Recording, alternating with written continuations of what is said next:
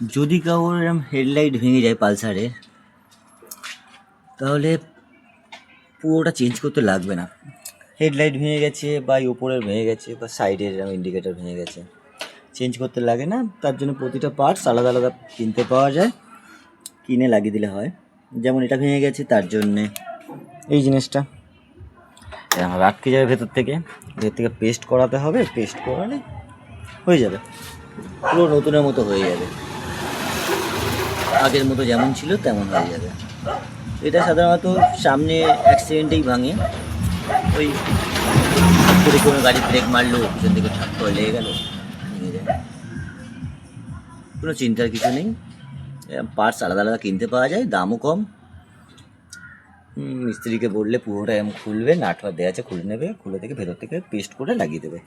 এই পার্টস যেমন ওটা ভেঙে গেছে, তার জন্য এই পার্টসটা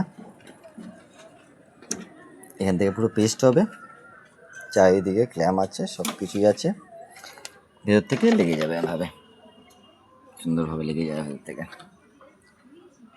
আর আমাদের মিস্ত্রি সারাবে, এখন এই সারাবে। খোলো।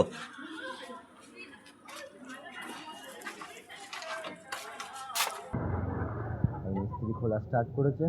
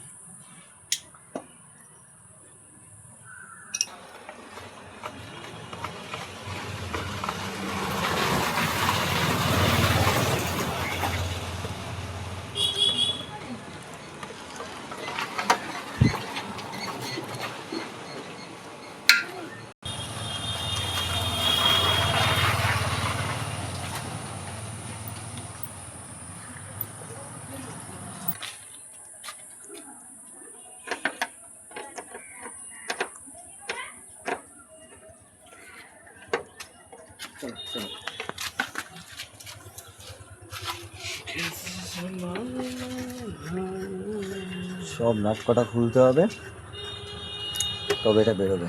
সব পার্টস আলাদা আলাদা থাকে, যে পার্টসটা ভাঙবে সেটা ইজি চেঞ্জ করা যায়। খুলে আলাদা হয়ে গেছে, মিটার আলাদা, কাঁচ আলাদা। নেক্সট ভেতরে এই দুটো নাট খুলতে হবে, খুলে হেডলাইটটা পুরো বাইরে চলে আসবে।